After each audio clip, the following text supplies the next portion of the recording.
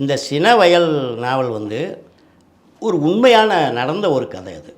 எங்கள் பக்கத்தில் விளாத்தியோளத்தில் ஒரு கணேசன் சொல்லி ஒரு நபர் இருக்கிறார். அவர் 6 கொலைகள் பண்ணவர். 6 கொலையில் விடுதலை.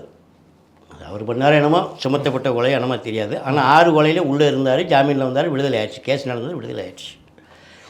அவர் கூட எனக்கு பழக்கம் உண்டு. அவர் என் உறவினர். அவர் கூட பழக்கம் உண்டு.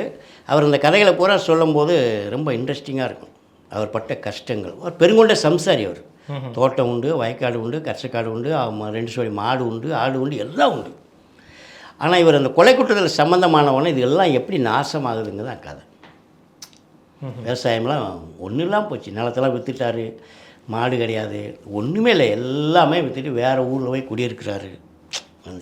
அவருடைய சீரழிவு தான் அந்த கதை. சின வயல்னு பேர் வச்சதுக்கு காரணம் வந்து ஒவ்வொரு மனுஷனுக்குள்ளேயும் பல்வேறு குணங்கள் விளையக்கூடிய ஒரு வயல் இருக்குது. ஈவு குணம், இறக்க குணம், மனசுக்கு எல்லாத்துக்குள்ளேயும் எல்லா குணமும் இருக்குது. அதில் சினமும் விளைஞ்சிக்கிட்டு இருக்கு உள்ள. அதுவும் ஒரு ஓரத்தில் இருக்குது. அது எப்போ வெளிப்படணுமோ அப்போ வெளிப்பட்டுரும். அது அந்த அர்த்தத்தில் அது சின வயல்னு பேர். அந்த கோபம் வந்து நம்ம அடக்கி வச்சாலும் ஒரு நாள் வந்துடும். எப்படியும் சமயத்தில் வெளிப்பட்டுரும். அதுக்கான சமயம் அது காத்துக்கிட்டு இருக்கோம், டப்புன்னு வெடிச்சு வந்துடும் வெளியில். ஓகே. அது ஒரு கொலையாக வரலாம், ஒரு அடிபடி கேஸாக வரலாம், ஒரு சுடு சொல்லாக வரலாம், ஒரு 4 நாளைக்கு பேசாமல் இருக்கக்கூடிய வைராக்கியமாக மாறலாம். எப்படியோ ஒரு வயலில் தன்னை காட்டிடும் சினம் வந்து. அதுதான் அந்த பேர் சின வயல்னு வச்சா நல்லா போய்கிட்டு இருக்கு.